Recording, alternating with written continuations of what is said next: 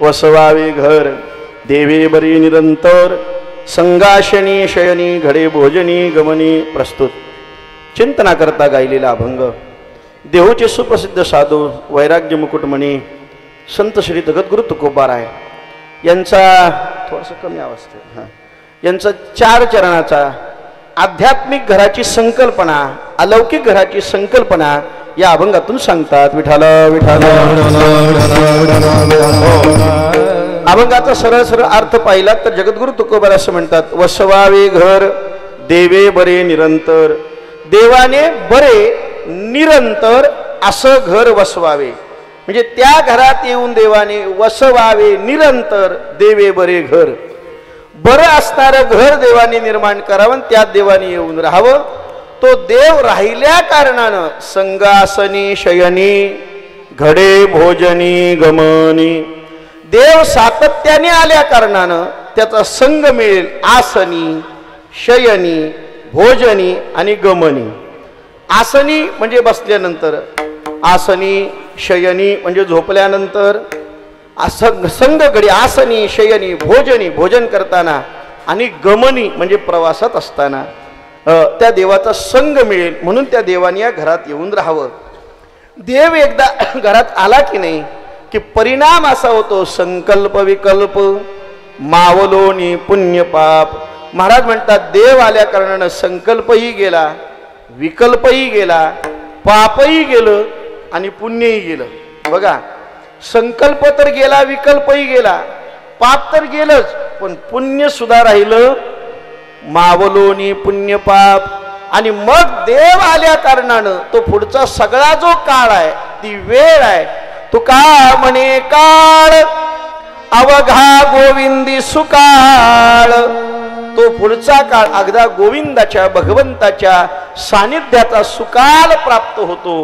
म्हणून संगाशनी शयनी घडे भोजनी गमनी. आजला अभंगाचा सरळ अर्थ विठाला.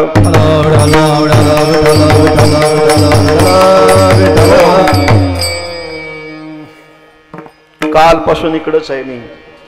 3 दिवस झाले. मी रात्री सुद्धा सांगितलं होतं मी पुन्हा येईन मी पुन्हा येईन. आलोच.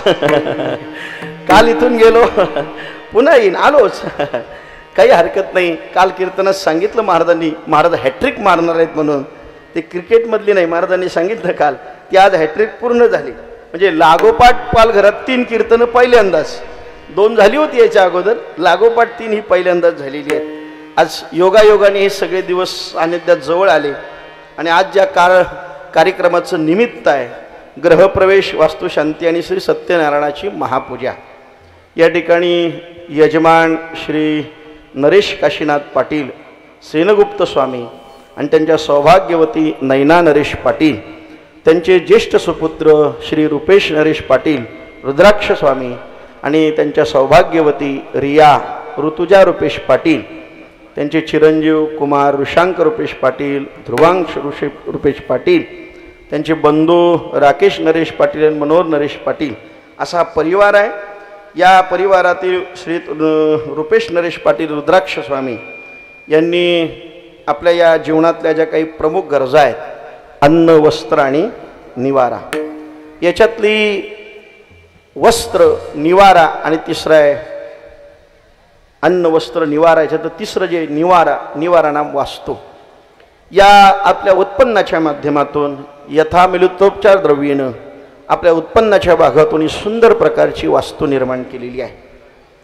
वास्तू निर्माण करत असताना सुंदर प्रकारचं नियोजन आयोजन याला वास्तुशास्त्र म्हणतात.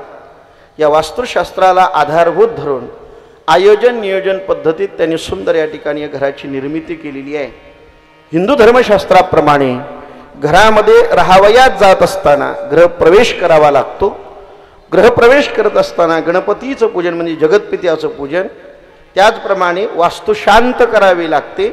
या न्यायाने या आज असणाऱ्या गृहप्रवेश वास्तुशांती निमित्ताने तेही झालं म्हणजे देवताचं आवाहन झालं, पण संत आले पाहिजेत या उद्देशाने या कीर्तनाचं आयोजन केलं की जेणेकरून एक आध्यात्मिक क्षेत्रातील मंडळी एक परमार्थिक क्षेत्रातील मंडळी त्यांच्या रजकणांची धूळ आपल्या या पवित्र घराला पवित्र धूळ लागावी या उद्देशाने या परिवाराने या कीर्तनाचं आयोजन केलं.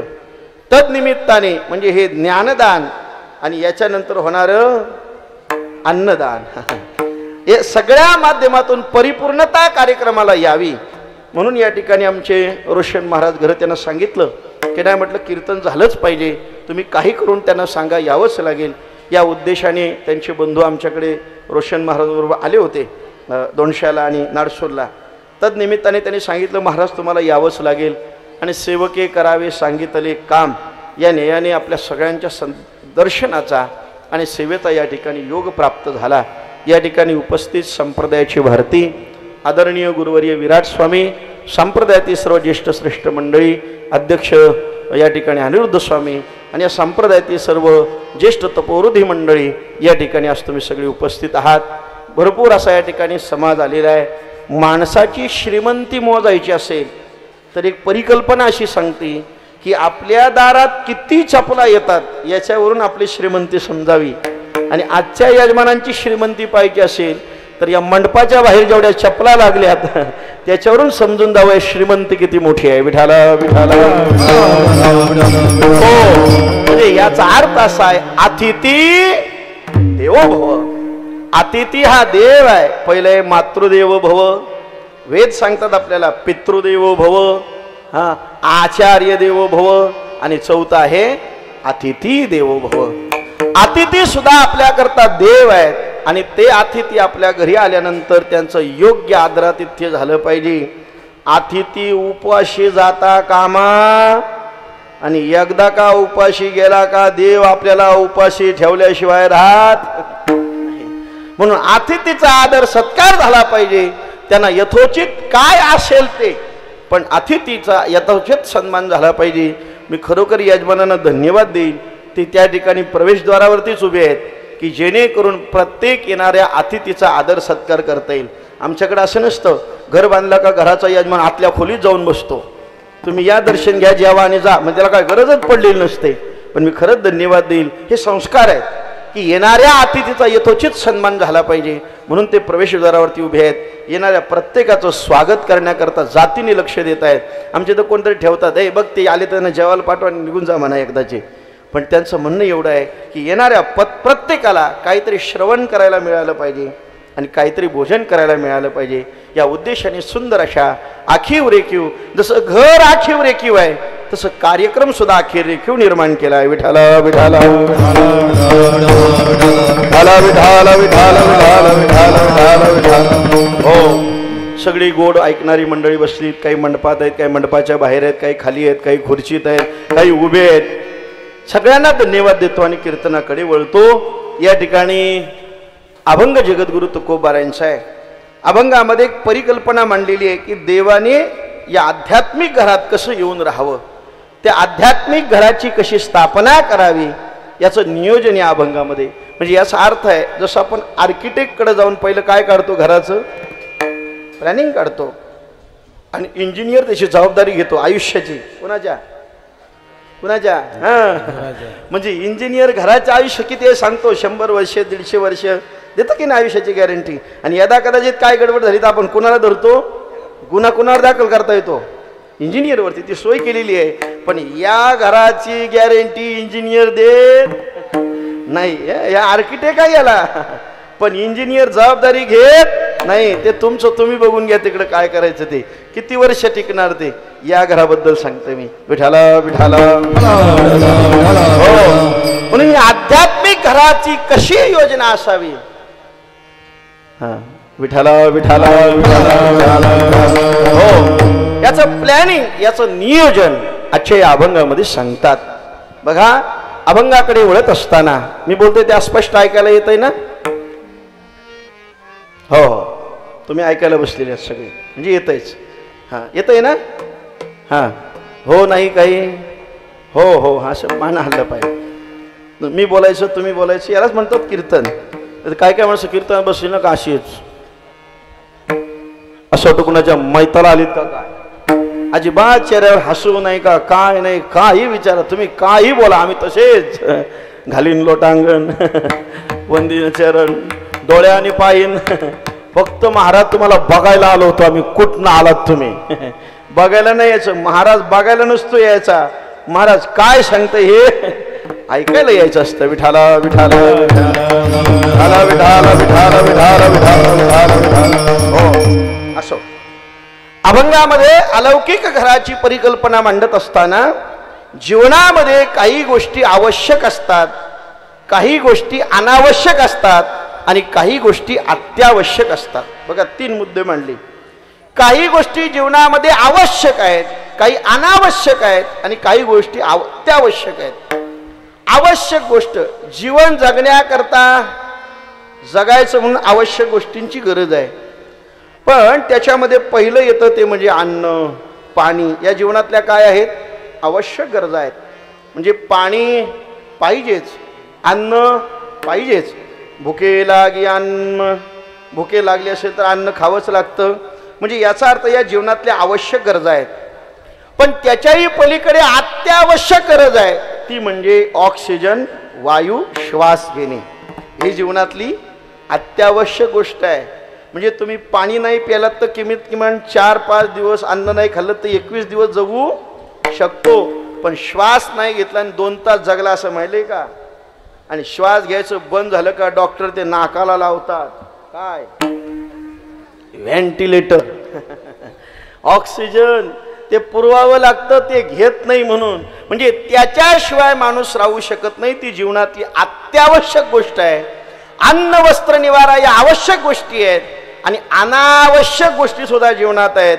व्यसन करणे, तंबाखू खाणे आवश्यक का अत्यावश्यक आहे? काय अनावश्यक आहे, गरजच नाही. म्हणजे अत्यावश्यक मध्ये अन्न वस्त्र निवारा आहे, आवश्यक मध्ये. अत्यावश्यक मध्ये श्वास घेणे आहे आणि अनावश्यक गोष्टीमध्ये व्यसन करणे. हे व्यसन न करणे म्हणून सद्गुरू इथं आले. विठाला विठाला. आज मी थोडंसं मुक्तपणे पालघरमध्ये फिरत होतो आज. म्हणजे सकाळपासून, म्हणजे एवढे दिवस पालघरमध्ये आलो पण कुठं फिरलो नाही. तर सकाळी आमच्या बंधू काकांकडनं निघालो.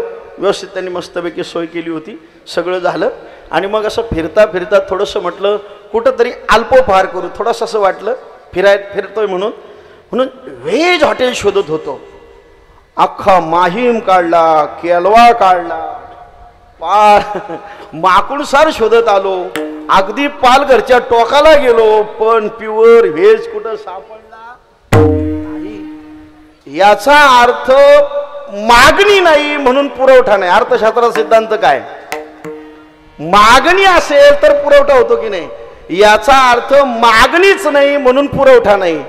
मी विचार केला, समजा पद्मनाभ स्वामी जर इकडं आलेच नसते तर किती अवघड काम झालं असतं. अरे सुपीक जमिनीवर कोणीही पिकवण्याचं काम करेल, पण नादुरस्त असणारी जमिनीवर सुद्धा उत्तम पीक निर्माण करण्याचं काम माझ्या सद्गुरू पद्मनाभ.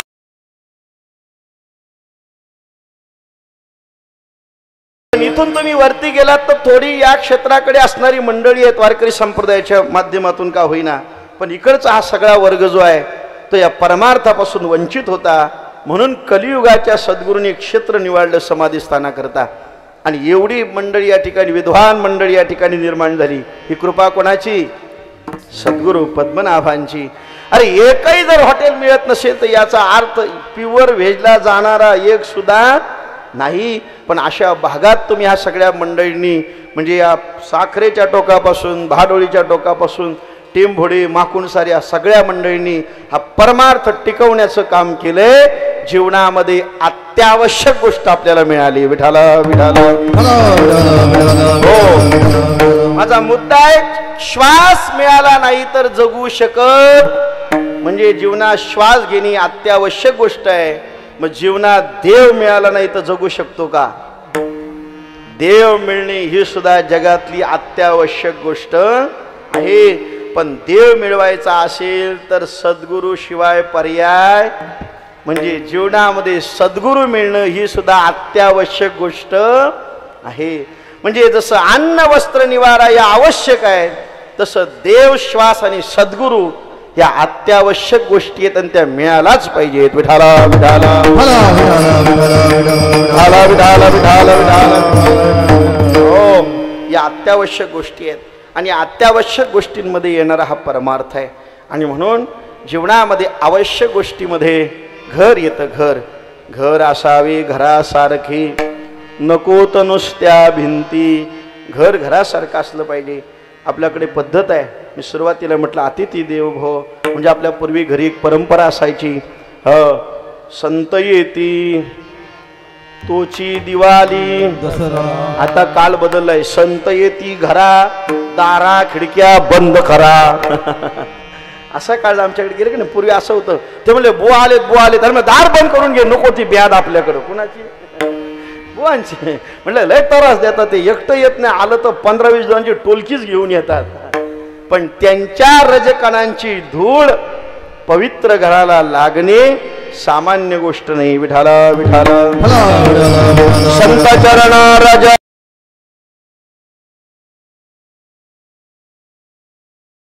चरण राजा लागता सहज. संत चरण राजा लागता सहज.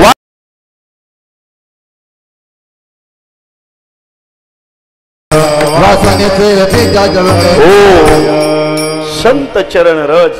काय झालं, एकदा विषय आला म्हणून सांगतो आणि पुढे चल. तुम्हाला घर या विषयावर बरंच बोलायचंय, पण संत चरणाचं रज घराला लागणे काय होतं ऐका. जीवनामध्ये अत्यावश्यक गोष्ट आहे श्वास घेणे, अत्यावश्यक गोष्ट आहे सद्गुरू मिळणे, अत्यावश्यक गोष्ट आहे देव मिळणे. एक ग्रस्त, एक साधक, एक भक्त, एक जिज्ञासू जंगलामध्ये भगवंताच्या प्राप्ती करता तपश्चर्या करत होता. एक चिंचेचं झाड होतं. चिंची झाड आहेत ना इकडं, हा आंब्याची, हा झालेत काय काय आंबे. चिंचेचं झाड, आणि त्या चिंचेच्या झाडाखाली तो ग्रस्त तपश्चर्याला बसला होता. हरी श्रीमन्नारायण नारायण नारायण श्रीमन्नारायण नारायण नारायण श्रीमन्नारायण नारायण नारायण श्रीमन्नारायण नारायण नारायण. हो, आणि तेवढ्यात नारदाचार्यांची स्वरी त्याच बाजूने चालली होती. ते सुद्धा नारायण नारायण नारायण. नारदाचार्यांच्या कानावरती शब्द पडले श्रीमन्नारायण नारायण नारायण. ते म्हटले एवढ्या भयानक जंगलामध्ये कोण देवाचं नाव घेतंय. लोक घरात घेत नाहीत, हा जंगलात कोण घेतंय. म्हणून ते बघण्याकरता गेले. बघतात तर काय, त्या चिंचेच्या झाडाखाली एक जिज्ञासू, एक साधक, एक मुमुक्षू भगवंताचं भजन करतंय. त्याला हात लावला नारदाचार्यांनी. काय रे, कोण तू? म्हणलं देवाचं भक्त. काय करतायस? म्हणलं देवाचं चिंतन करतोय. कशा करता? त्या देवानी मला दर्शन द्यावं म्हणून मी तपश्चर्या करतोय. तुम्ही कोण? म्हटलं मी नारदाचार्य, जो लोकत्रयात स्वतंत्र फिरुनी सर्वा म्हणे स्वतंत्र. स्वतंत्र कोण? नारदाचार्य स्वतंत्र फिरतात, सगळ्यांना सावध करतात. अरे तोच मी नारद. हो का? वा वा देवर्षी, तुमच्या चरणी दंडवत. कुठं निघालात? म्हटलं जगतपित्याच्या भेटी करता चाललोय. म्हटलं तुम्हाला सहज भेट होते का? हो म्हटलं आम्ही त्यांचे पुत्र आहोत की नाही, आम्हाला त्यांची भेट सहज होत असते. असं आहे. मग तुम्ही त्या जगतपित्याकडे चाललात ना, त्याचं दर्शन होणार? हो म्हटलं होणार ना. मग माझा एक प्रश्न त्यांना विचाराल का जगतपित्यानं? म्हटलं काय? काही नाही, एकच प्रश्न आहे की मी तर तपश्चर्या करतोय, तुमचं नामचिंतन करतोय. त्या भक्त भगवंताला विचारा, तुम्ही मला कधी दर्शन देणार आहेत? म्हणजे किती वर्षाने, 2 वर्षाने किंवा 6 महिन्याने की 5 वर्षाने? म्हणजे काय होईल, मला थोडासा अनुभव घेता येईल की मला अजून 4 वर्ष वाट बघावी लागेल, म्हणजे 4 वर्षाने मला देव दर्शन देणार. म्हणजे थोडंसं माझ्या मनामध्ये जी भीती आहे देव मिळेल की नाही, तर मला ती भीती नष्ट होईल की 5 वर्ष झाल्यानंतर मला देव मिळणार आहे. आपल्याला असं वाटतं की नाही, किती जरी एखादा पडला तरी तो म्हणतो 5 वर्ष थांबायचं, पुन्हा मी. तसं त्याला वाटलं असं, म्हणजे तेवढे दिवस जर माझ्याकडे राहिले तर मी आणखीन जोरात तपश्चर्या करीन. तुम्ही फक्त विचारा किती वर्षाने मला किंवा किती दिवसांनी तो भगवंत भेटणार. नारदाचार्य म्हणले काही हरकत नाही, मी नक्की देवाला निरोप सांगेन. आणि मग नारदाचार्य तिथनं नारायण नारायण करत गेले भगवंतापर्यंत. भगवंताची आणि जगतपित्याची नारदाचार्यांची भेट झाली, सगळी चर्चा झाली. विचारलं कसं काय चाललंय, उष्णता काय म्हणते, तापमान किती परत गेले खाली, कुणाला विचारता येईल? नारदाचार्यांना किती काय तापमान झालंय, कसं काय चाललंय, मग झाला का आपल्या कार्यक्रम जगतपिता मंदिराचा? हो म्हटलं कालच झाला. तिथून रात्री किरण महाराजांचं कीर्तन होतं टेंबुड्याला, ते पण झालं. आज वास्तुशांती आहे साखरेमध्ये. हे सगळं कोण सांगतायत? बहाडोलीचे नारदाचार्य स्वामी सांगतायत. कुणाला? हां, भगवंताला, जगतपित्याला. आणि सगळं सांगतात, सगळी चर्चा त्यांची झाली. कसं काय पाऊस पाणी, म्हणलं काल खूप पाऊस पडला तिकडं वरती संगमनेर वगैरे, खूप पाऊस झाला. हे सगळं सांगितलं. नारदाचार्य निघाले. तेवढ्यात आठवण झाली, अरे त्या साधकाचा प्रश्न विचारायचा राहिलाय. पुन्हा मागे आले आणि जगतपिता म्हणतात, देवा अरे सांगू काय? म्हटलं काय? मी येताना एक जंगल लागलं, थोडासा आवाज झाड आला पाहिजे असं थोडंसं काय करता आलं तर बघा. हरी हरी हरी. हां, मला त्यातलं समजत नाही. पूर्वी आपल्याकडे फक्त घरात एकच मिक्सर असायचा. कसला? हां, वाटण वाटण्याकरता. आता हे मिक्सर नंतर माहिती पडलं. आणि ते जावे त्याच्या वंशात या वाकले, जवळजवळ 50 बटणं असतील त्याच्यावरती. पण कुठलं दाबल्यानंतर कुठला आवाज येतो हे त्यांनाच माहिती. आपल्याला बरोबर बटणं माहिती असतात कुठली दाबायची ती, पण त्यांना बरोबर आपलं कळतं कुठलं बटन दाबलं म्हणजे आवाज येणार आहे ते. आपण तिकडं कुठलंही बटन दाबलं तरी आवाज, हे त्यांच्याकडे त्या वंशाला गेल्यानंतर आपल्याला कळणार आहे ते असतो. नारदाचार्याने म्हटले, येताना जंगल लागलं. जगतपिता म्हणतो, हो मला माहिती आहे. ते चिंचेचं झाड लागलं, हो माहिती आहे. त्याच्या खाली एक साधक तपश्चर्याला बसलाय, हो माहिती आहे. तो तुमची तपश्चर्या करतोय, हो माहिती आहे. तुम्ही दर्शन द्यावं म्हणून तपश्चर्या करतोय, हो माहिती आहे. नारदाचार्य म्हणले, काय देव आहात तुम्ही? म्हणलं का? एवढं सगळं माहिती आहे तरी तुम्ही येड घेऊन कुठल्या गावाला? मी नाही का इकडं येडगावहून पेडगावला जाणे, सगळं माहिती असतं. हे बरोबर का ते बरोबर, पण तरी सुद्धा काही भूमिका स्पष्ट नसते. तुम्हाला माहिती आहे की नाही? हो म्हटलं सगळं माहिती आहे. मग माहिती असून तुम्ही का बरं त्यांना दर्शन देत नाही? जा म्हटलं आताच्या आता. नाही म्हणलं मी जाणार नाही. मग नका जाऊ, पण कमीत कमी त्याचा प्रश्न असा आहे की तुम्ही त्याला किती वर्षाने, किती महिन्याने, किती दिवसांनी भेट देणार आहात सांगा. एवढं सांगा मला, मी आपला निरोप देतो आणि जातो. भगवंत म्हणतायत, नारदाचार्य खरं सांगू का खोटं सांगू? ते म्हणलं खरंच सांगा. नाही, तुमचं समाधान होण्याकरता खोटं सांगितलं चालेल काय? नाही नाही म्हटलं अजिबात नाही, जे खरं आहे तेच सांगा. मग ऐका खरं काय ते. नारदाचार्य तो ज्या झाडाखाली तपश्चर्येला बसलाय ते चिंचेचं झाड आहे. आणि त्या झाडाला जेवढी पानं आहेत त्या पानांनी एवढे त्याला जन्म घ्यावे लागतील. तेवढ्या जन्मात माझी भक्ती करावी लागेल, त्याच्यानंतर मी त्याला दर्शन देणार. आता चिंचे झाडाला पानं किती असतात? 5 का 10? नारदाचार्य म्हणले, मेला कर्माने आता तो. आणि त्याला जर हे सांगितलं तर तो भक्ती करील काय? तो पळूनच जाईल ना तिथं. अरे चिंचेच्या झाडाला पानं केवढी, तेवढ्या वेळ त्यांनी जन्म घ्यायचे. आणि त्याच्यानंतर परत जास्त जन्म नाही, त्या प्रत्येक जन्मात त्यांनी देवाची भक्ती करायची आणि मग दर्शन देणार. नारद म्हणले, देवा खोटा सांगितला असता समाधानासाठी तरी चालला असता. काय काय गोष्टी खोट्या सांगितल्या तरी चालतात. कशासाठी? समाधानासाठी. तेवढं आपल्याला समाधान वाटतं. बरं आहे बाबा, चाललंय, असू द्या. नारदाचार्याने ऐकलं आणि ते म्हणलं, देवा आता मी काय सांगू त्याला? देव म्हणाल, मी सांगितलं तेच सांग. पण म्हणलं, देवा हिम्मत नाही रे होणार.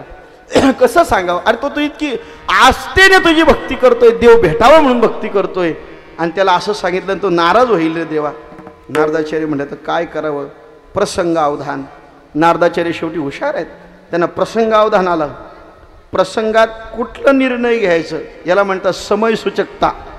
एखादा प्रसंग आला तर कुठला निर्णय? आता त्यांना प्रश्न आहे ना, अरे तो इतका आशेने देवाची भक्ती करतोय आणि त्याला जर हे उत्तर सांगितलं तर नाराज होईल.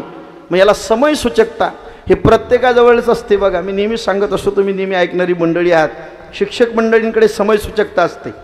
ते काय झालं, पूर्वीचा काळ, पूर्वी झाडाखाली शाळा भरायच्या, आता इमारतीत आहेत. पूर्वी झाडाखाली शाळा असायच्या, म्हणजे शाळेला इमारती नसायच्या. झाडाखाली शाळा असते तरी भरपूर पट असायचा. आता शाळेला इमारती 4-4 मजले झाल्या आणि प्रत्येक मजल्यावर एकच विद्यार्थी. 1 विद्यार्थी 2 शिक्षक. आमच्याकडे सांगतोय मी, रायगडला 1 विद्यार्थी 2 शिक्षक. प्राथमिक शाळा मराठी, फार परिणाम झाला आहे त्याच्यावरती. असू द्या. ती झाडाखाली शाळा भरली होती आणि पोराशी शिकवत होते. उष्णतेचे हे दिवस, तेव्हा काही AC पंखे नव्हते. गुरुजींना गरम होत होता, मग गुरुजींनी काय केलं, आपला शर्ट काढला होता आणि झाडाच्या खुंटीला टांगला होता आणि विद्यार्थ्यांना शिकवत होते. तेवढा शाळा तपासायला पर्यवेक्षक आले. त्यांनी पाहिले मुलांनी धावत धावत जाऊन सांगितलं, गुरुजी गुरुजी गुरुजी शाळा तपासायला साहेब आलेत. आता ती काय शाळेला भिंती आहेत काय, तेवढ्यात ते आलेच. आता गुरुजी विचार करावं, शर्ट घाला जावं तर नोकरी जाईल, काय करावं. याला म्हणतात समय सूचकता. शिक्षकांनी सांगितलं याला हात म्हणतात, पोरांना सांगतायत, याला पोट म्हणतात, याला छाती म्हणतात, याला बाहू म्हणतात. ते पर्यवेक्षक म्हणाले शर्ट काढून शिकवणारा गुरुजी कुठंच बघितला नाही. वा वा वा, तुम्हाला प्रमोशन लगेच. सांगा गुरुजींनी शर्ट गरम होते म्हणून काढला का पोरांना शिकवायला काढला होता? हा फरक आहे. याला म्हणतात समय सूचकता. आणि ती समय सूचकता नारदांनी दाखवली. नारदाचार्य आले, याचं चालूच होता जप, श्रीमन नारायण नारायण नारायण.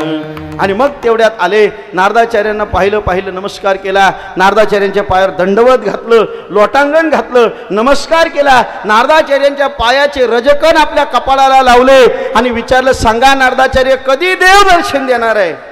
नारदाचार्यांनी समय सूचकता पाळली, म्हणले लवकर.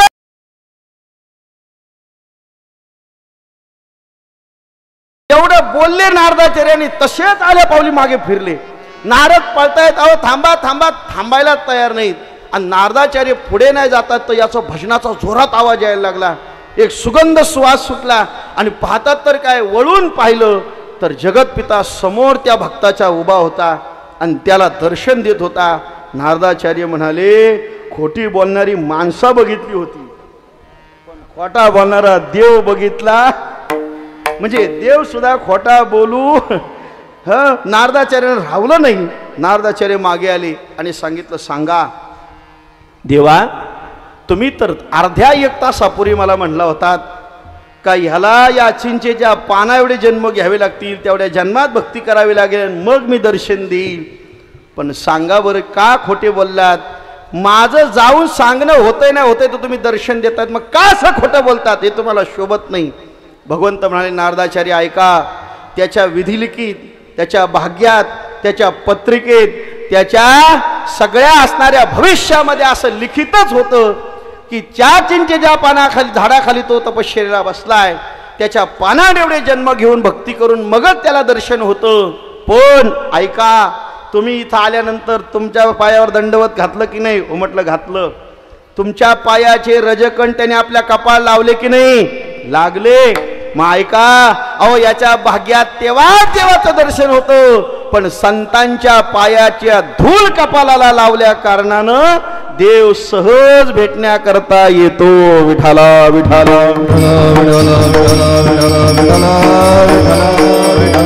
संत दर्शन हा लाभ, संत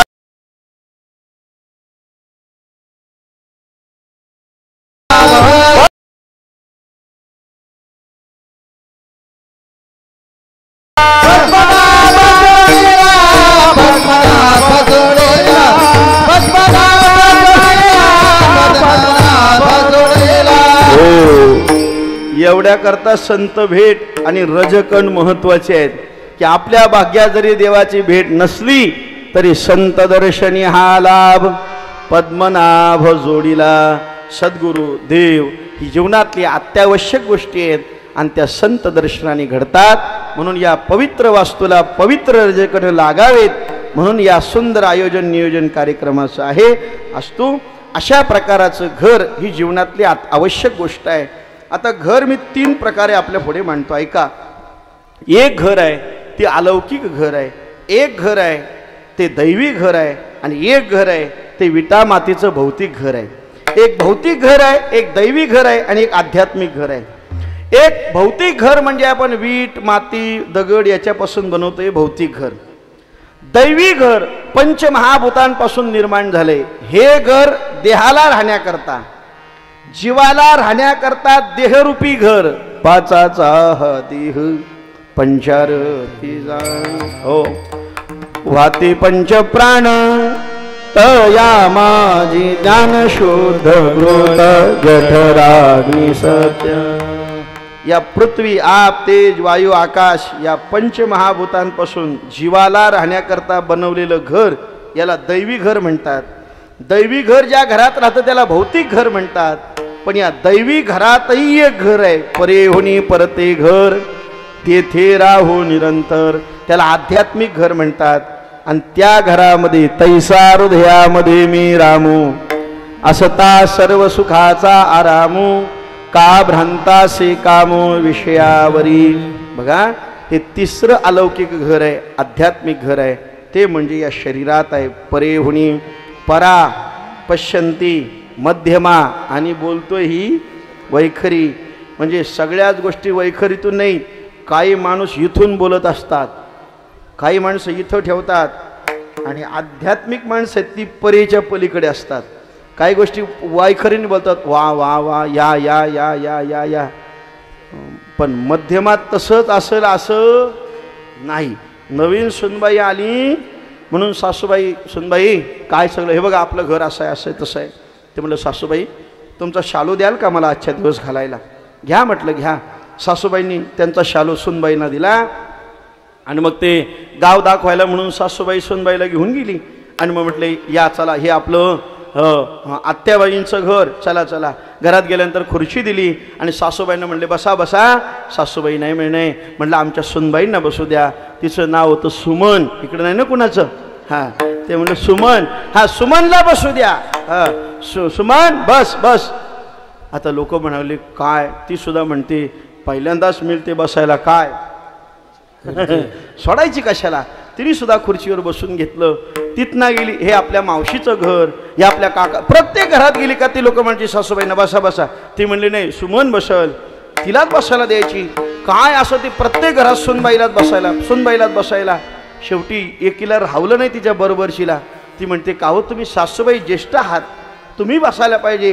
पण तरीसुद्धा काय तुमच्या मनात सुनबाईविषयी आदर आहे हो, काय तुमच्या मनात सुनबाईविषयी तुमच्या श्रद्धा आहे हो. तुम्ही प्रत्येक ठिकाणी सुनबाईला बसायला देता पण तुम्ही उभ्या राहता, काय तुमच्याजवळ निष्ठा आहे. ते म्हणलं, ते सोडून दे, तुला असं वाटत असेल पण तसा काय नाही. माझा नवा कोरा शालू तिला घालायला दिलाय, ती कुठं पण खाली बसली तर तो चुरून जाईल. कशा करता खुर्ची?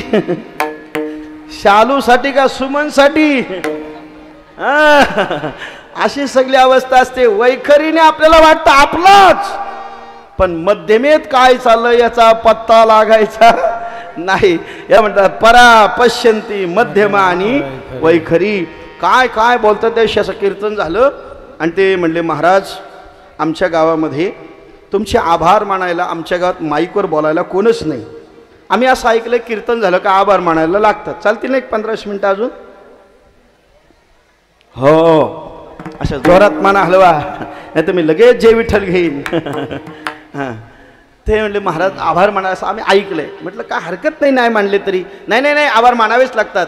म्हणले आमच्या गावात आभार मान, असं माईकवर बोलणारा कोणच नाही. माणसं अशी काही काही जोरात बोलतात, पण माईक हातात आला का पाय खाली.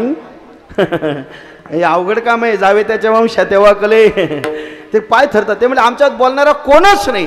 नाही नाही म्हणलं, असं जमणार नाही, बोलायलाच पाहिजे आभार मानायला. मी म्हणलो नाही मानलं तरी चालेल. नाही नाही महाराज आमच्या गावात बोलायला कोण नाही, तुम्हीच तुमचे आभार माना. मी बोललो कीर्तन पण मीच करायचं आणि आभार पण मीच माहिती, बरोबर दिसत नाही. नाही म्हणले तुम्हीच महाराज आभार माना. मी बोललो नाही मानले तरी चालतील, एवढा काय विषय नाही, अजिबात घाबरू नका. नाही नाही आभार मानावेच लागतील. ते म्हणलं मी मानणार नाही, तुमच्या गावातला कोण पण उभा करा आणि सांगा, तुमची इच्छा आहे तर सांगा आभार मानायला. ते म्हणले आता काय करावं. त्यांनी गावातल्या सरपंचांना बोलव, सरपंच इकडे या, आता आपल्या गावाची इज्जत तुमच्या हातात, तुम्ही काय पण करा. कीर्तन झालं का महाराजांचा हातातला माईक घ्या आणि तुम्ही आभार माना. आता ते बिचारं म्हणलं मी कधी अजून आयुष्यात माईक हातात घेतला, पण ते आता गावाची इज्जत म्हणून त्यांनी कीर्तन झालं आणि माईक हातात घेतला आणि ते म्हणायला लागलं आत्ताच, हॅलो हॅलो, आत्ताच. ते सरपंच मी नाही, ह्यांनी आपल्या पुढे हे सादर केलं. काय ह्यांनी, कुणी, काही माहिती नाही, आत्ताच हे सादर केलं. ह्यांच्यामुळे आपल्या गावाला काहीतरी चांगलं मिळालं म्हणून आपल्या गावाच्या वतीने महाराजांना भावपूर्ण मी म्हणलो एवढ्यात पोचवायला निघाला बाबा हा. म्हणलो त्याच्यापेक्षा नसते आभार मानले तरी विठाला विठाला हो. म्हणजे जे इथं आहे तेच बाहेर येईल असं नाही, आणि जे बाहेर येतं तेच आत असेल असंही नाही. विठाला विठाला आणि म्हणून 4 ग्रहिती परा पश्यंती मध्यमा वैखरी, त्याच्यातलं परे हुनी परते घर. एक विटा मातीचं आहे, ते लौकिक घर आहे, भौतिक घर आहे, आणि त्याची वास्तुशांती का करावी 2च मिनिटात सांगतो आणि पुढे चलतो. ऐका. आपण ती घराला वीट आणतो, पाणी आणतो, रेती आणतो, दगड आणतो, ही एकाच जागेतून येतात का? नाही, अनेक जागेतून येत असतात.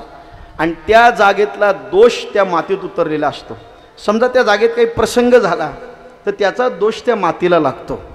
बघा, लागतो दोष. म्हणून आपल्याला सांगितलं जेवण भोजन करताना किंवा खाली बसताना खाली बसायला काय घ्यायचं? ते घेत नाही म्हणून बरेच खालचं दोष कुठं सरतात. आपण म्हणतो मी चांगला होतो, पण असा कसा काय झालो, कसा काय झालो, कसा झालो? ऐका. ज्या वेळेला भ्राता लक्ष्मण रामचंद्र प्रभूवर वनवासाला चालले होते, कैकेयीने सांगितलेलं कोणी वनवास करायचा? फक्त रामाने. पण लक्ष्मणाने करावं सांगितलं होतं का? नाही. पण लक्ष्मण निघाला का? तर माझ्या देवाची मला सेवा करता येईल म्हणून निघाला होता. पण एक ठिकाणी सुंद उपसुंद या 2 बंधूचं तिलोत्तमा राक्षसीने करता युद्ध झालं होतं, आणि त्या 2 भावांच्या युद्धातला घडलेला प्रसंग आणि त्या प्रसंगाजवळची माती ही लक्ष्मणाने थोडीशी उचलून आपल्या वलकल्यात बांधली होती. आणि मग तो ज्यावेळेला माती लक्ष्मणाकडे आली त्यावेळेला तो लक्ष्मण म्हणायचा, घरी गप राहिलो असतो तर बरा झाला असता, काय अवबुद्ध्या सुचली आणि ह्याच्याबरोबर वनवासाला आलो. कोण म्हणतंय? लक्ष्मण. पण जेव्हा ते उपरणं सोडून खाली ठेवायचं तेव्हा लक्ष्मण म्हणायचं, काय माझे अवभाग्य, अशा भगवंताची सेवा करायची संधी मला प्राप्त झाली. पुन्हा ते उपरणं बरोबर घेतलं का लक्ष्मण म्हणायचा, बघा द्विधा, असे बरेच लक्ष्मण आहेत. ते जवळ घेतलं का लक्ष्मण म्हणतो, काय अवबुद्ध्या सुचली, त्या कैकेयीने सांगितलं नव्हतं वनवासाला जा म्हणून, तरी काय सुचलं आणि वनवासाला आलो.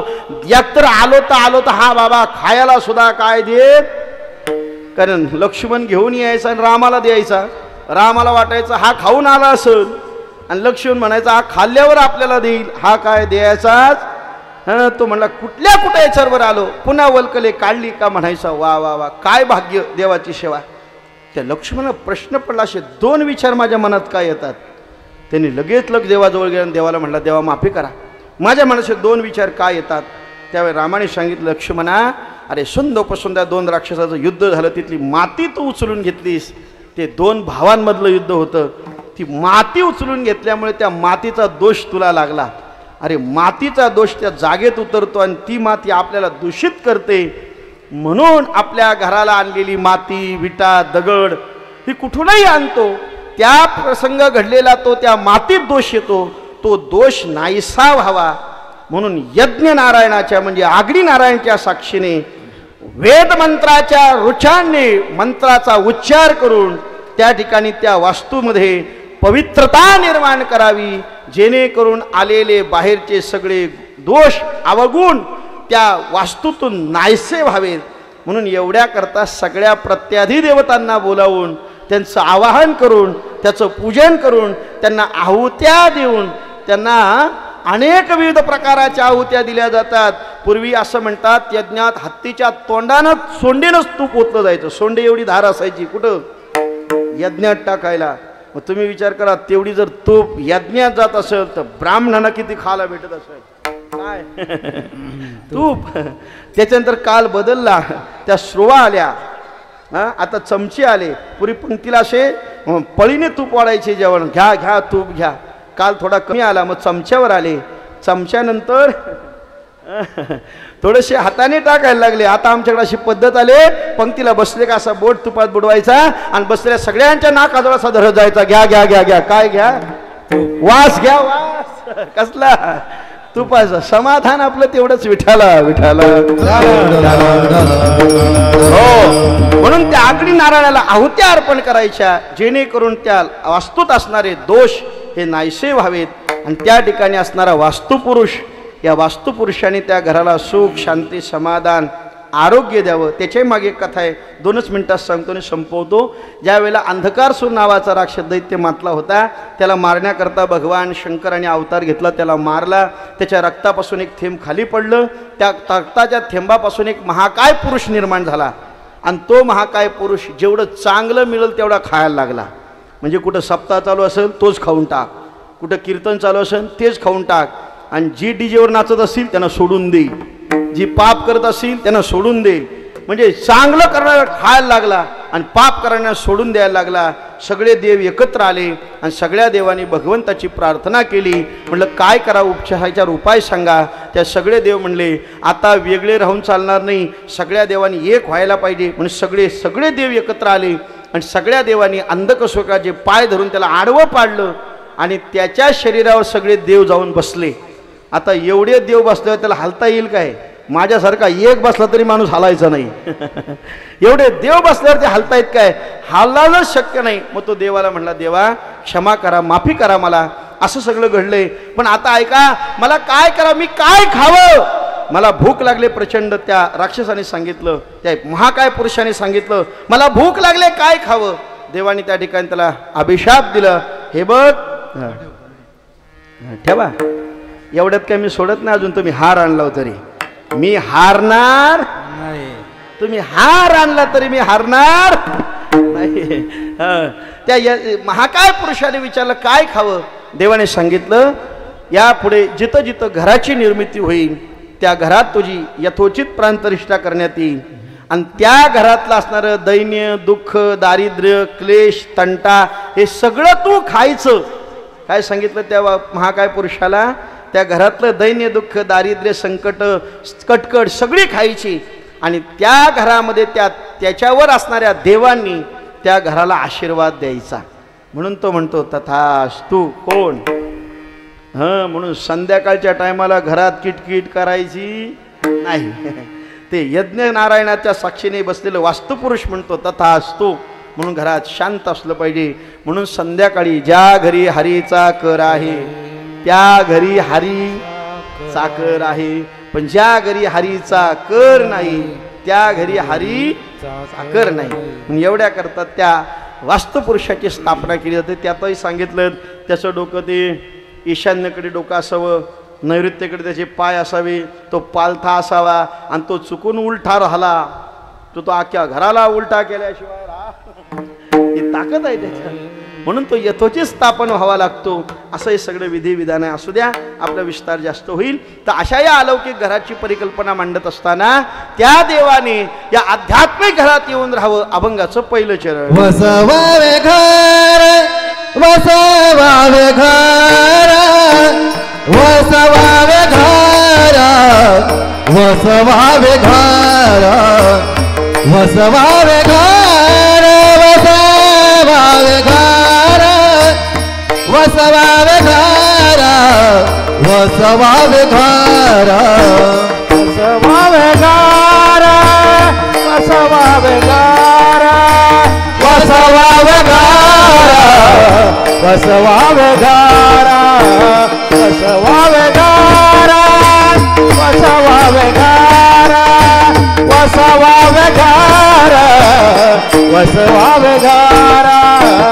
देवे बार निरंतर, देवे बार निरंतर, देवे बार निरंतर, देवे बार निरंतर. रंग संगे आसने संगे आसने सायाने संगे आसने सायाने. वसवावे घर देवे बरे निरंतर. तुकोबाराय म्हणतात त्या देवाने असं घर वसवावं का त्या घरात येऊन वस नाम राहणे, वस नाम राहणे, वास्तव्य करणे. वसवावे घर देवे बरे निरंतर.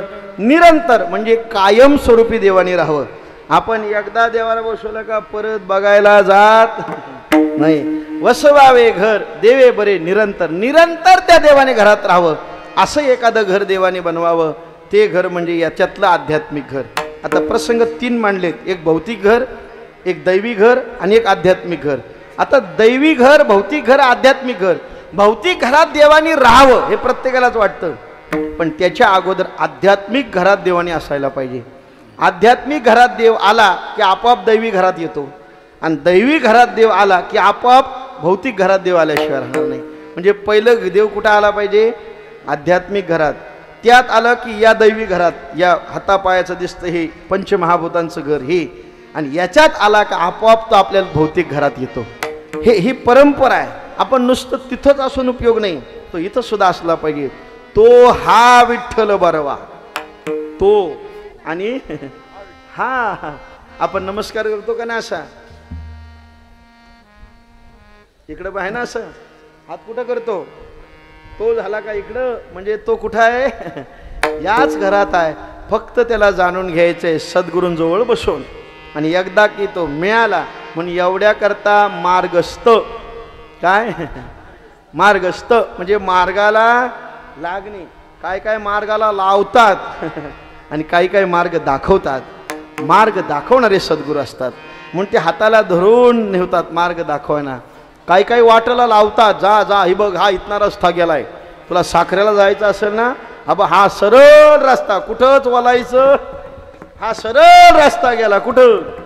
मग काय केला त्याने? आपल्याला वाटेला लावला, वाट दाखवली नाही. पण सद्गुरू हाताला धरून वाट दाखवतात. चला भाष्यकारा ते वाट पुसतो, न्यासांचा मागोवा घेतो. असं करता करता मागोवा घेता ती वाट विचारायची, त्या घरात जायचं. म्हणून एवढ्या करता हे सांगितले मुद्रांची भूषणे, यज्ञोपवीत. हे काय आपलं लायसन आहे.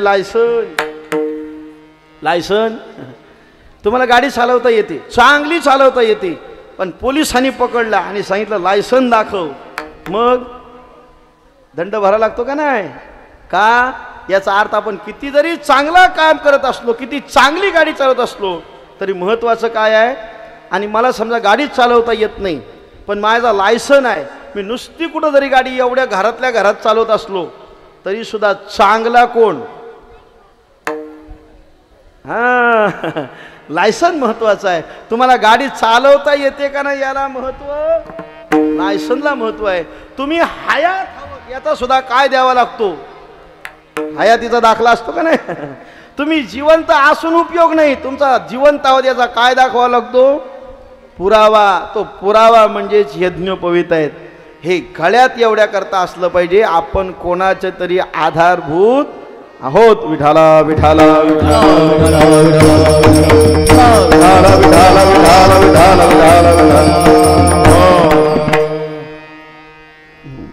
एवढ्या करता या आध्यात्मिक घराची जाणीव झाली का भौतिक दैवी घर, आणि दैवी घरात देव आला का भौतिक घरात आहे. म्हणून सुंदर या परिवाराने हे नियोजन केलंय. दैवी घर सुद्धा, आध्यात्मिक घर सुद्धा आणि भौतिक घर सुद्धा, असा त्रिवेणी संगम या परिवाराने आजच्या यजमानांनी साधलाय.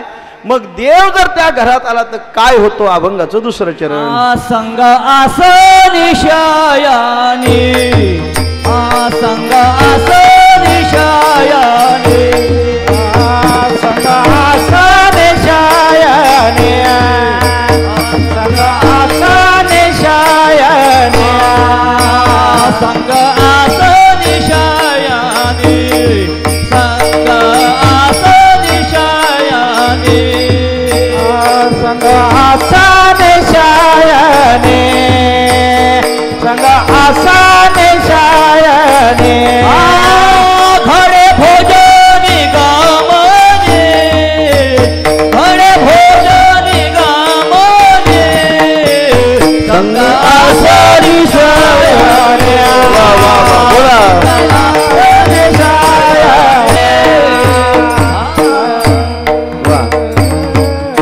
संग आशनी शयनी घडे भोजनी गमनी. महाराज म्हणतात जर तो देव या आध्यात्मिक घरात त्या देवाने कायम वास्तव्य केलं तर संग आशनी शयनी घडे भोजनी गमनी सगळ्यात त्याची प्राप्ती आहे. पहिलं ते म्हणजे आसनी. आसनी म्हणजे बसताना, बसताना सुद्धा त्या देव आपल्याबरोबर राहतो. घरात देव आल्यामुळं. संग आशनी शयनी म्हणजे झोपल्यावर सुद्धा देव आपल्याबरोबर आहे का नाही. बघा आपण झोपल्यानंतर आपल्याला काही समजत नसतंय. हां, झोपल्यावर काही समजत नाही, पण तरीसुद्धा उठल्यावर आपण जे झोपताना आठवतो ते बरोबर उठल्यावर पण आठवतंच का नाही. आणि यदा कदाचित अशी देवाने सुविधा केली असती, झोपला का सगळा मागचा भाग विसरायचा, पुन्हा नव्याने सुरुवात, केवढ्या गडबडी झाल्या असत्या. हे त्या जगतपित्याचे आभार माना का त्यांनी हे मधलं विसरायला नाही लावलं. बघा ना तुम्ही, झोपेत नाही त्याला म्हणजे मेलेला माणूस आणि झोपेला माणूस सारखाच, काही कळत नसतंय. काय काय माणसं आहेत की भयंकर घोरतात, असं वाटतं घोरता का वाघ लागलाय मागं असं घोरतायत. असं विचित्र काम असतं कधी कधी. मी त्या दिवशी सांगितलं, ते गावाचं नाव नाही सांगितलं, कीर्तन गेलो आणि झोपलो. ते म्हणले महाराज तुम्ही घाबराल, या मंदिराच्या खोलीत तुम्हाला झोपवले. दोन बाजूला आमच्या गावातली दोन माणसं तुमच्या पहाऱ्याकरता ठेवलीत, एक बेडच्या ह्या बाजूला, एक बेडच्या त्या बाजूला. आणि चांगलं मस्तपैकी जसे काल्याचं कीर्तन मुक्काम आला. आणि मग ती रात्री 12 वाजता आवाज यायला लागला. एक असा आवाज यायचा आणि तिकडनं आवाज यायचा. मी म्हटलं कोण विचारतंय खाऊ का, आणि इकडून परत आवाज आहे खा. म्हटलं कुणाला खायला सांगताय. मी आपला गप तिथनं उठलो आणि मंदिरात जाऊन विनेकराच्या बाजूला बसलो. म्हटलं खाण्यापेक्षा देवाचं चिंतन केलेलं बरं. शयनी म्हणजे झोपताना सुद्धा त्या देवाचं सानिध्य आहे. तो आहे म्हणून झोपेतनं आपल्याला काय करतो, उठवतो, जागे करतो. हे त्याचे उपकार आहेत. तो आहे म्हणून. म्हणून संगाशनी शयनी घडे भोजनी, भोजनी म्हणजे जेवण करताना. म्हणून त्याच्याकरता सुद्धा आपण अन्न देतो की नाही. एक नैवेद्य श्रीस वैश्यदेव एवढ्या करता जायतो, त्यांचा संग आपल्याला मिळावा म्हणून भोजनी. आणि मग आहे गमनी. आता तुम्ही म्हणाल देव घरात येऊन राहिला तर आसनी ठीक आहे म्हणजे बसताना, शयनी ठीक आहे घरातच, भोजनी ठीक आहे घरातच, गमनी म्हणजे प्रवासात कसा काय. देव जर घरात असेल तर तो प्रवासात कसा येईल. येणार, कारण चाले हे शरीर कोणाची सत्ते. अरे आपण प्रवास जरी करत असो तो प्रवास कुणाच्या इच्छेने होतो, त्याच जगतपित्याच्या इच्छेने. हा प्रवास त्याच्या म्हणजे तो सुद्धा आपल्यातला एक प्रवासी असतो. आपल्या असं वाटतं आपणच प्रवास करतोय, अजिबात नाही. आपण प्रवास करताना तो देव सुद्धा आपल्याबरोबर प्रवास करत असतो. तो प्रवास करतो म्हणून आपला प्रवास सुखकर होतो. विठाला विठाला हो. पण कधी कधी असे प्रवासी मिळतात का नाही. आपण सुद्धा आता या आयुष्याच्या कशाला निघालोय, प्रवासालाच चाललोय. जन्मापासून मृत्यूपर्यंत आपला काय आहे, प्रवासच आहे. आणि मग असे आपल्याला बरेच प्रवासी मिळतात, त्याच्याशी गप्पा त्याच्याशी गप्पा, याचं सगळं त्याचं सगळं. पण सगळेच प्रवासी काय चांगले ठरत. काय काय वेळा असे भयानक प्रवासी मिळतात का नाही का ते कामच बिघडवून टाकल्याशिवाय राहत नाही. मी बऱ्याच वेळेस सांगितलं, तुम्ही ऐकणारी मंडळी आहात. बिचारा एक माणूस आता ते सरकारने केलंय का नाही, 75 वरती गेला का तिकीट माफ, 75 फुकट. कारण सरकारला माहिती आहे आता एवढा जगायलाच कोण राहिलाय. 75 फुकट. आमच्याकडचं एक म्हातारं कधीच त्यांनी धोंडसा सोडला नव्हता, कधीच गाव सोडलेलं नाही. तो माणूस तिकीट फुकट झालं, त्याला कोणीतरी सांगितलं, म्हणलं लय आता त्या सरकारने सुविधा केल्यात, म्हणलं अजिबात तिकीट नाही 75 फुकट आहे. तो म्हणला असं आहे, मग जातोच माझ्या लेखीकडे मी आता ठाण्याला. म्हणला फुकट आहे तर कशाला सोडायचं. तो बिचारा गावावरनं निघाला. कधी आयुष्यात त्यांनी एस-टी बघितली नव्हती, बस ती एस-टी महामंडळाची कधीच बघितली नव्हती. पण त्याला तो आनंद वाटला, काय ती बस आणि कसं काय. आणि नेमकी त्याला बसायला सीट ड्रायव्हरच्या बाजूचीच मिळाली केबिनमधली. आणि बिचारा तिथं बसला. गाडी आमच्या पालीवरनं सुटली खोपोलीकडं. आणि तो सारखा बघायचा, गाडी मस्त चालते, तो ड्रायव्हर पण गाडी चांगली चालवते. पण त्याच्या बाजूला एक तो दांडा आहे ना, तो म्हणला सारखा त्रास देते. कुणाला, ड्रायव्हरला. तो खारका मागं घे पुढं घे, मागं घे पुढं घे. ह्याने बघून बघून घेतला. गाडी खोपोलीला आली आणि कंडक्टरने सांगितलं गाडी 15 मिनटं जेवाय करता थांबेल. गाडी थांबली. हा म्हणला मी काय बरोबरच चटणी भाकरी आणले, कशाला उतरायचं उगत. पूर्वी माणसं निघाली प्रवासाला का तेवढीच. आता ते हॉटेल ढाबे बिबे झाले म्हणून सोडा, ते बरोबर प्रवासाला सगळं पाणी बिणी. त्याने तिथंच भाकरी खाल्ली. ड्रायव्हर सगळी लोक उतरली, कंडक्टर उतरला आणि 15 मिनिटांनी ते आले. ड्रायव्हर आपल्या सीटवर बसला, ते स्टार्टर दाबलं, गाडी चालू झाली आणि नेहमीप्रमाणे त्यांनी क्लच दाबला आणि घेर टाकायला जाणार, हात बाजूलाच गेला. म्हणून त्याने बोलून पाहिलं, तो इकडं बघ तिकडं बघ असं कर.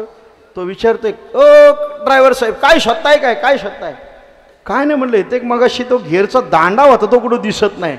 अहो म्हणलं शोधूच नका, 1 तास झाला तुम्हाला इतका त्रास देत होता, म्हणून मी गावाकडचा लाकडं तोडणारा माणूस आहे, असा धरून त्याला उपटला आणि तो बघा त्या तिकडं लांब फेकून दिलाय.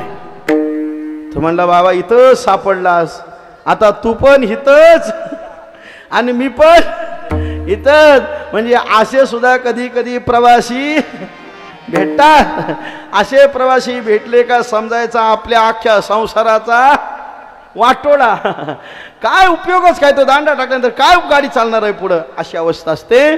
पण देव आपल्या प्रवासात सातत्याने आहे. संगाशनी शयनी घडे भोजनी गमनी विढोबार कुमाई. हा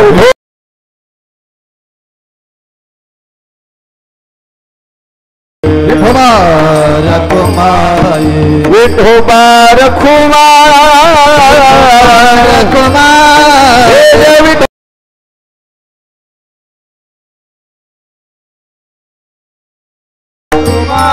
विठोबार कुमाई, विठोबार कुमाई, विठोबार कुमाई, विठोबार कुमाई, विठोबार कुमाई, विठोबार कुमाई, विठोबार कुमाई, विठोबार कुमाई, विठोबार कुमाई, जय विठोबार कुमाई, विठोबार कुमाई, जय विठोबार कुमाई, विठोबार कुमाई. एवढ्या करता संगाशनी शयनी घडे भोजनी गमनी, त्या देवाचा प्रवास सातत्याने आपल्या बरोबर राहतो. कधी देव त्या अलौकिक घरात येऊन राहिल्यामुळे. वसवावे घर देवे बरे निरंतर, संग आशनी शयनी घडे भोजनी गमनी. आणि देव आल्यानंतर अजून एक फायदा झाला. काय? संकल्प विकल्प मावलोणी पुण्यपाप. संकल्पही गेलं आणि विकल्पही गेलं. संकल्प विकल्प 2च मिनिटात सांगतो, चालेल ना? तसा 8ला कीर्तन चालू झालं आहे, मला 10 वाजेपर्यंत टाईम आहे. तसा कायद्यात बघायला गेलो तर पण मी कायदा न पाळणारा माणूस आहे. म्हणजे तसं पाळतो पण थोडंसं आहे. काय 10 वाजे मी काय 2-3 मिनिटात आटपणार आहे. संकल्पही गेलं आणि विकल्प गेलं. संकल्प म्हणजे काय? आता आपण पूजा करताना म्हणतो की नाही, म्हणा मम आत्मना श्रुतिस्मृती पुराणोक्त. हा काय झाला? संकल्प. म्हणजे कुठल्याही कार्याच्या आरंभी ते कशा करता करतोय, काय प्राप्ती करता करतोय, याला संकल्प. आणि विकल्प काय? विकल्प असा आहे का तो एकदा शिरला का भयानक काम काढतो. एकदा शिरला कुणाच्यात? मंथरेच्यात. आणि मंथर जेता तो विकल्प कुणाच्यात शिरला? कैकईच्यात. आणि अख्खा रामायण घडला कुणामुळं? काही नाही, त्या विकल्पामुळं. हा विकल्पच भयानक. कधी कुणात शिरल आणि कुणाच्यात ना कुणाकडे जाईल. अख्खा राजा राम होणार होता, पण एका रात्रीत विकल्पाने त्याला वनवासाला पाठवला. कोण? विकल्प. काय रावणाकडे कमी होतो? रावण. काय कमी होतं? किती सैन्य होतं जवळ? 80,000 पत्न्या असं म्हणतात तो. 1 लाख नातू आणि 1.25 लाख पंतू. कुणाचे? रावणाचे. म्हणजे तर संख्या मोजा. 1 लाख नातू 1.25 लाख पंतू म्हणजे 2,25,000 ते झाले. परत 80,000 पत्न्या म्हणजे 3-3.25 लाखावर गेलं. एकटा खासदार केला बिनविरोध निवडून आला असता. रावण. अख्खा मतदान घरातच ना. कोणी हिंमत केली असते का रावणाच्या पुढे जायची? आत्ता असतं तर एवढं बिनविरोध सीट लागली असती रावणाची. पण आता रावण नाही म्हणून सोडून द्या. एवढं रावणाकडे होतं, पण तरी सुद्धा सीते करता गेला विकल्प. परिणामी रावणाला अधोगती प्राप्त झाली. काय कारण? विकल्प. हा विकल्प या ठिकाणी अघोषित करतं. म्हणून महाराज म्हणतात संकल्पही नको. आणि कारण विकल्प संकल्पामुळेच येतो. संकल्प झाला का तिथं विकल्प आला. मी कशा करता करतोय? हां, विठाला विठाला विठाला विठाला. हा सकुटुंब सपरिवार क्षेम स्तरीय आयु आरोग्य ऐश्वर्य प्राप्त सकल पीडा परिहारार्थे मनस्वे सकल मनसिद्ध्यर्थम अप्राप्त लक्ष्मी प्राप्त्यर्थम प्राप्त लक्ष्मी चिरकाल संकल्प. त्याच्यात काय आला मग? एवढं सगळं मला मिळणार. हा काय आला? विकल्प. मग महाराज म्हणतात संकल्पही नको, विकल्पही नको, पापही नको आणि पुण्यही नको. आता बघा, पाप नको ठीक आहे, पापात मग पापी नरका जायचे, पण पुण्य पण नको. प्रश्न आहे की नाही? पुण्य पण नको. नको म्हणले पुण्य सुद्धा नको. का नको? ऐका, पुण्य काय होतं? ज्ञानोबरांची कोवी ज्ञानेश्वर नदी. पुण्याची पावटी सरे सवे इंद्रपणाची उटी उतरे मग येऊ लागती माघारे मृत्यूलोका. इंद्राला इंद्रपद पुण्याच्या बळावर मिळतं. इंद्राला इंद्रपद पुण्याच्या बळावर मिळतं.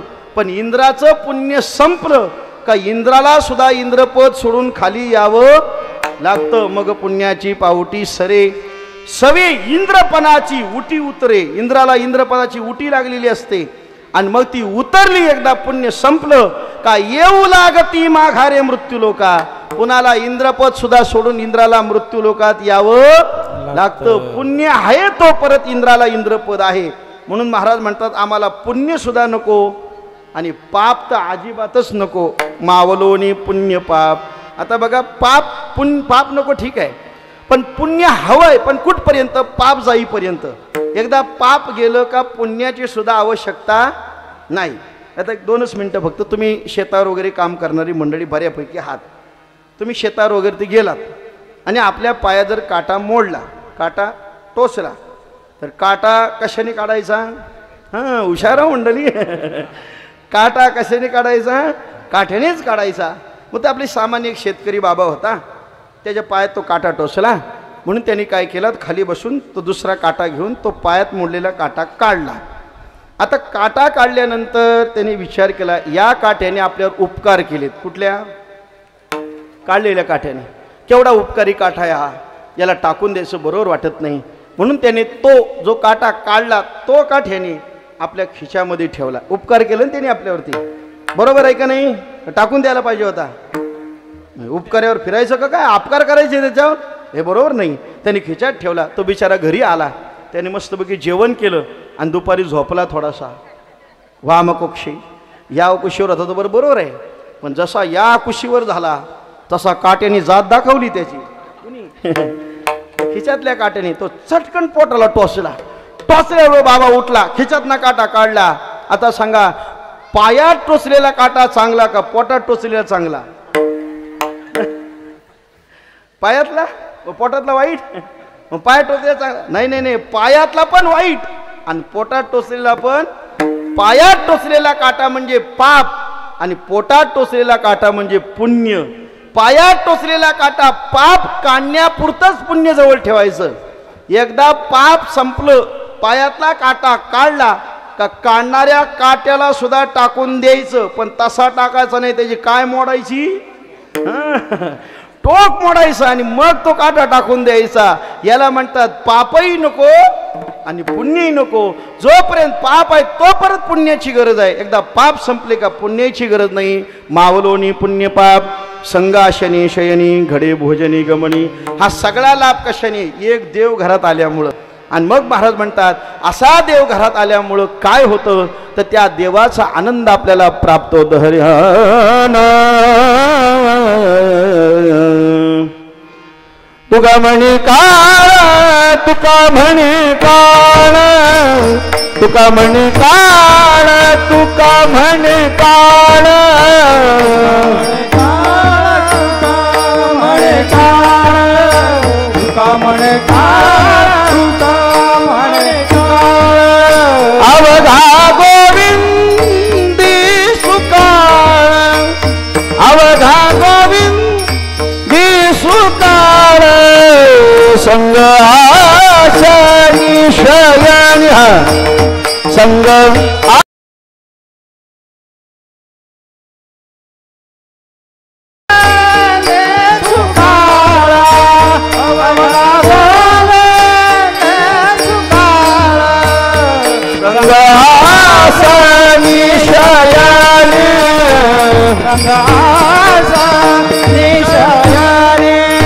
घडे भोजनी गमनी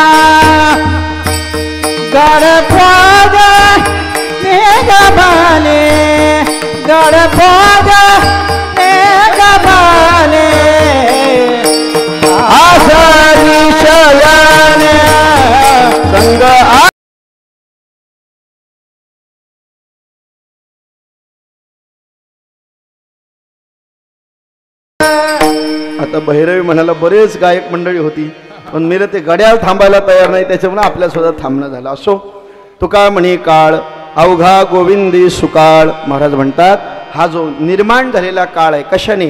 देव घरात आल्यामुळे, संत घरात आल्यामुळे, सद्गुरू घरात आल्यामुळे हा जो घरातला अलौकिक भाग निर्माण झाला.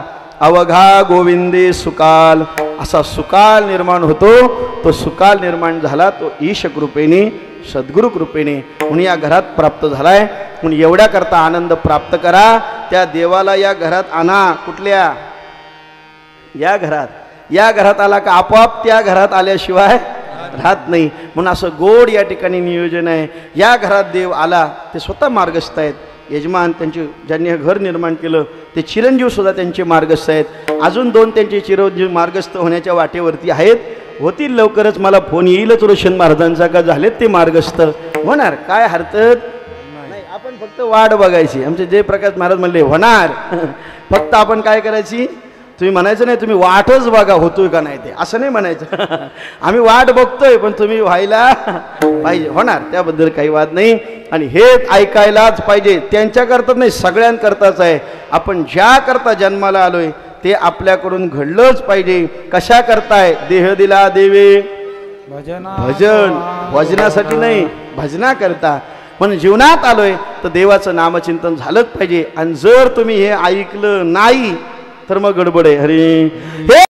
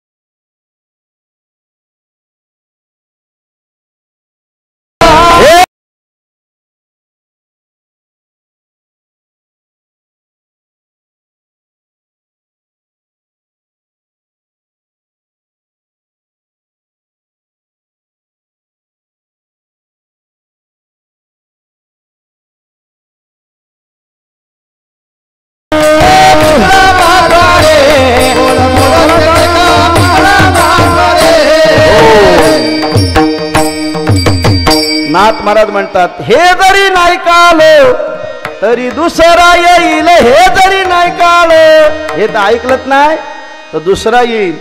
सरते शेवटी बा काळ बांधून नेईल. सरते शेवटी बा काल बांधून नेईल.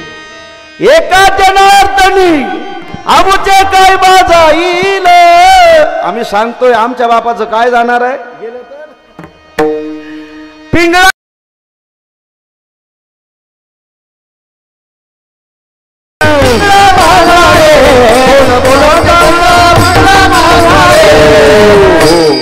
तो पिंगळा आलाय पिंगळा आणि दारावरती उभा राहून सांगतोय हे आपल्याला. म्हणून ही अवस्था आपली सुद्धा आहे. या दारात सुद्धा पिंगळा आहे आणि तो आपल्याला सांगतोय हे जरी नाही काल तरी दुसरा येईल.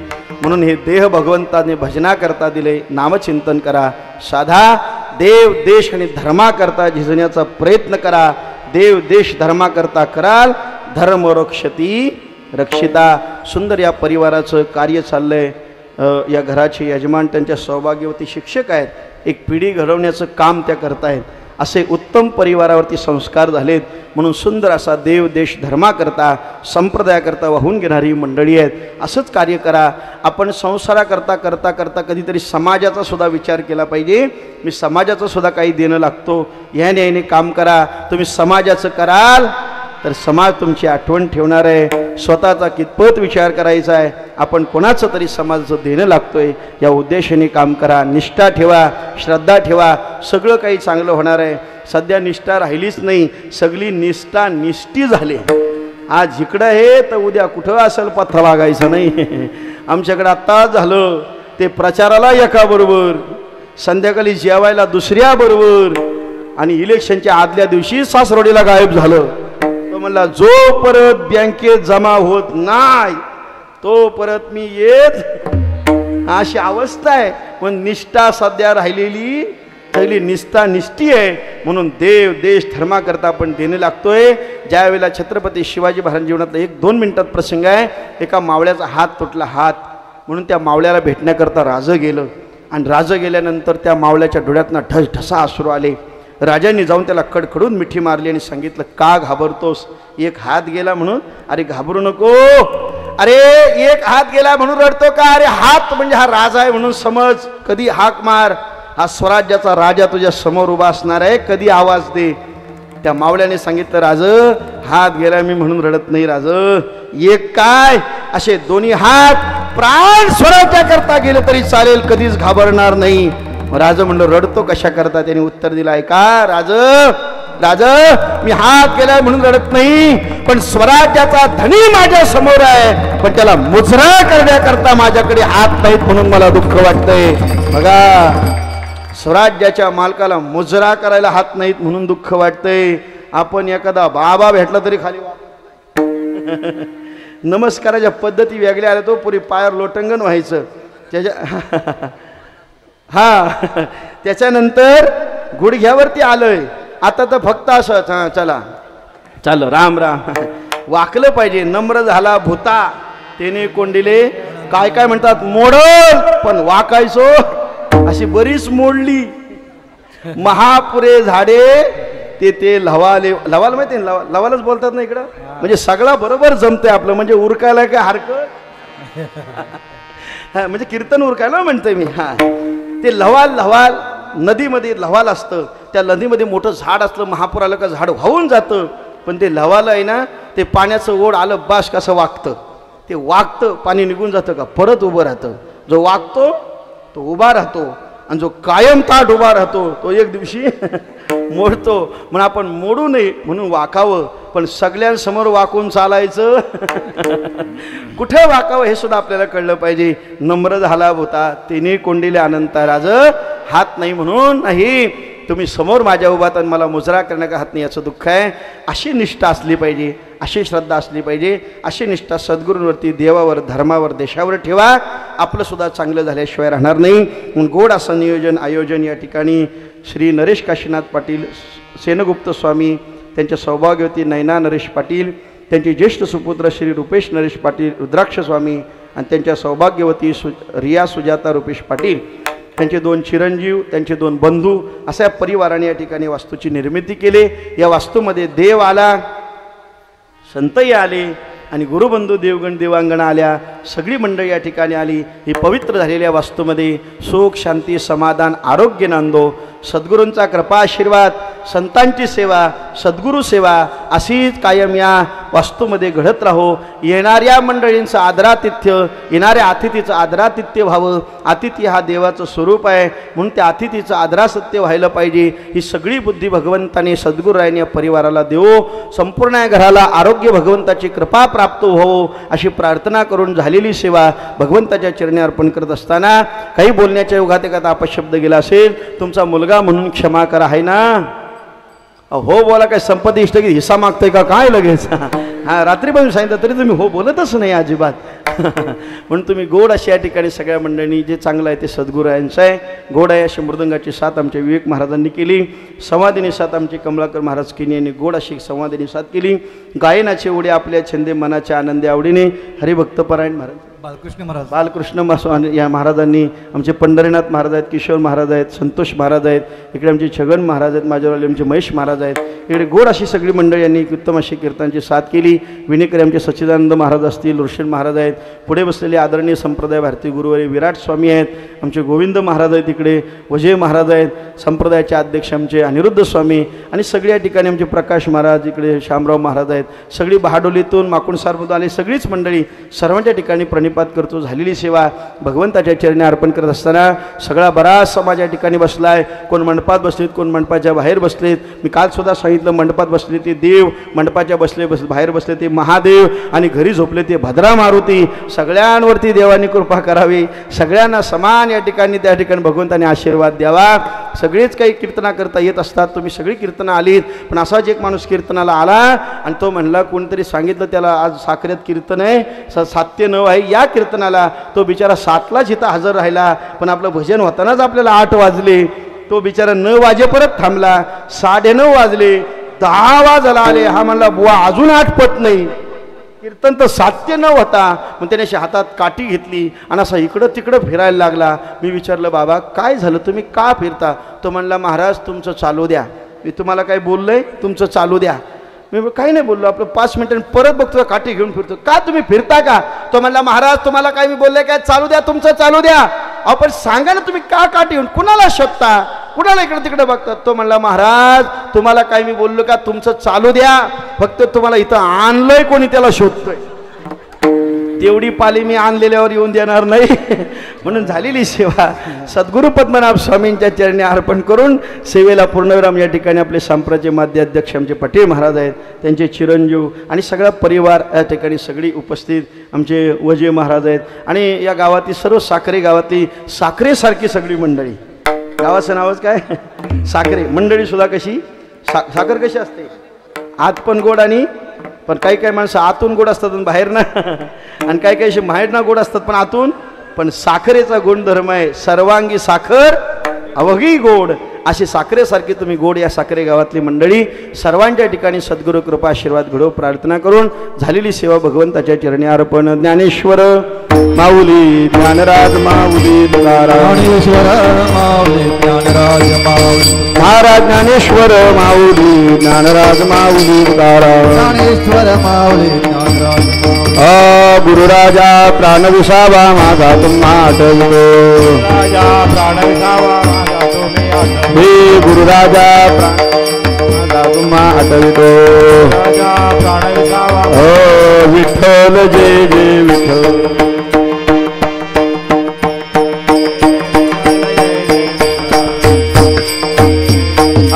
बोले लेले पुरे रेडी वापुडी उत्तरे करा क्षमा हा नाही विचारिला भिकारण्या आपुला करा क्षमा पराध महाराज. तुका म्हणे ज्ञानेश्वरा राधा पायापैकी करा करा क्षमा पराध महाराज. ज्ञानदेव तुकाराम ज्ञानदेव तुकाराम ज्ञानदेव तुकाराम हा तुकाराम तुकाराम तुकाराम.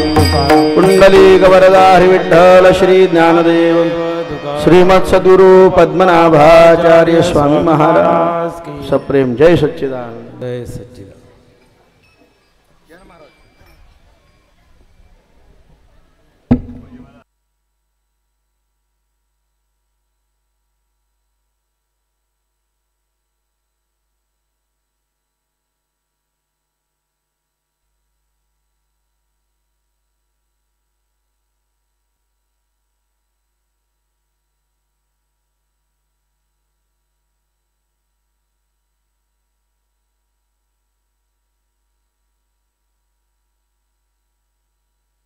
एक सर्वांनी नरेश महाराजांच्या मागणीनुसार आपण सर्वांनी केवळ 10च मिनटं शांत बसायचं आहे. त्यांनी माझ्याकडे सोपवलेलं काम म्हणजे उतराई. उद्देश त्यांचा तो आहे. त्या अनुषंगाने उपस्थित असलेले सर्व भाविक भक्तगण त्यांच्या निमंत्रणाला मान देऊन संध्याकाळच्या क्षेत्रामध्ये गोरज मुहूर्ताच्या माध्यमातून तुम्ही आपल्या पायाची धूळ, संध्याकाळी गाई कुठे येतात महाराज? घरी येतात ना. त्या येताना काय करतायत? आपल्या पायाची धूळ आपल्या गोठ्यात घालतायत. पण तो गोठा हा आपला लक्ष्मी आहे. तशाच पद्धतीनं त्यांच्या निमंत्रणाला मान देऊन आपण आलात संध्याकाळच्या वेळेला आणि ते रज कण त्यांच्या घरामध्ये आहेत आणि ते गण त्यांच्या पुण्याई आहे आणि म्हणून त्यांना पुण्य चांगलं लाभलं येणार आहे यात शंका नाही. असं त्यांनी केलेलं कार्य आपल्या सबंध आयुष्यामधील पुंजी अजून किती वर्ष शिल्लक आहेत? 10 जास्त वर्ष शिल्लक आहेत. म्हणजे थोडीशा प्रमाणात पुंजी वापरलेली आहे. कर्माची पुंजी अजून वापरलेली नाही आहे. काय वजे गुरुजी कुठे गेले? तर त्या कर्माची पुंजी तुम्ही ह्या संप्रदायामध्ये सुद्धा द्यायची आहे. तुमचं कार्य अतिशय चांगलं आणि म्हणून हा संप्रदायाचा एकनिष्ठतेने वागणारा गुरुबंधू आणि विशेषतः जसं आपण म्हणतो की 7 समुद्रापलीकडे आमची मुलं गेले आहेत, हा संप्रदायसुद्धा 7 समुद्रापलीकडे गेला आहे. म्हणून रायगड जिल्ह्यामधून पालघर जिल्ह्यामध्ये ज्या व्यक्तीचं आगमन झालं ते आमचे किरण कुंभार. कालचं दुपारच्या सत्रामध्ये जगतपित्याच्या मंदिरामध्ये अतिशय सुंदर सुश्राव्य असं कीर्तन, ज्याने ऐकलं ते पुण्यवान, ज्याने ऐकलं ते पापी नाहीत. त्यांनी सुद्धा ऐकलं. ज्याने पुण्यवानाने ऐकलं त्यांनी त्यांना सांगितलं, म्हणजे ते डबल पुण्यवान. तसं काल संध्याकाळीसुद्धा श्री क्षेत्र टेंबोडे ह्यासुद्धा ठिकाणी त्यांचं कीर्तन झालं आणि आतासुद्धा झालं. स्वामींनी सांगितलं त्रिकाळ संध्या करा. किरण कुंभारांनी कालचं आणि आजच्या 2 दिवसाला 3 साध्य केले आहेत आणि 3 ही बोटं कर्माची आहेत आणि त्या कर्माच्या बोटामधून आजच्या गृहशांतीमध्ये आपण त्यांना प्रेम दिलं, त्यांच्या निमंत्रणाला मान दिलं. किरण कुंभार तुमची उतराई म्हणून मी आता ही आमची सांप्रदायिक गुरुबंधू आहेत, पण नावं पटकन लक्षात नाही. तरी पण रुपेश नरेश पाटील आणि रिया रुपेश पाटील ह्या दाम्पत्याकडून तुमची उतराई होते. त्या उतराईचा तुम्ही स्वीकार करायचा आहे. दोघी प्रथमतः शाल द्या आणि नंतर श्रीफळ देऊन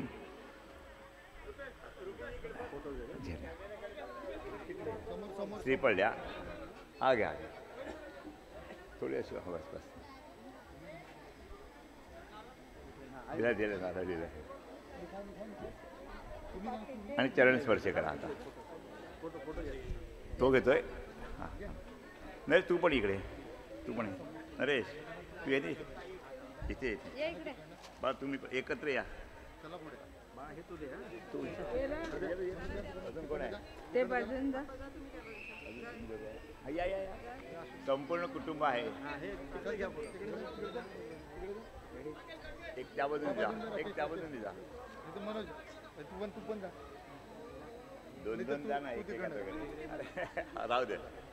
हा बस बस. नरेश थोडा पुढे हो. नरेश पुढे हो थोडा असा. एक मागे हो, एक पुढे हो असा हो. हा बस. हा नाही एकदम पुढे नको ना. हा बस. हा तिकडे लक्ष दे, समोर लक्ष दे.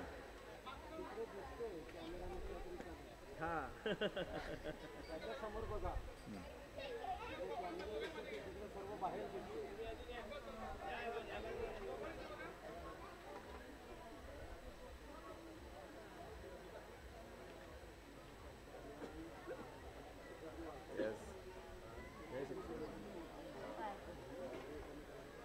फक्त दर्शन घ्या तुम्ही पण घ्या दर्शन पटकन.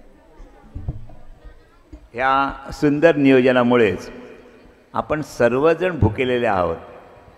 तरी पण त्या दाम्पत्याचा, दोन्ही तिन्ही दाम्पत्याचा, त्यांच्या समेत तुमच्या नजरेत फोटो राहावा, तस्वीर राहावी, ते स्मरण राहावं म्हणून आपण देखील सुद्धा आपुलकीच्या नात्याने पाहत होतो.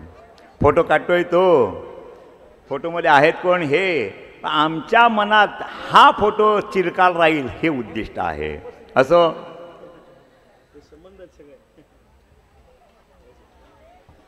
दिलं पुत्रही केलं दिलं का त्यांना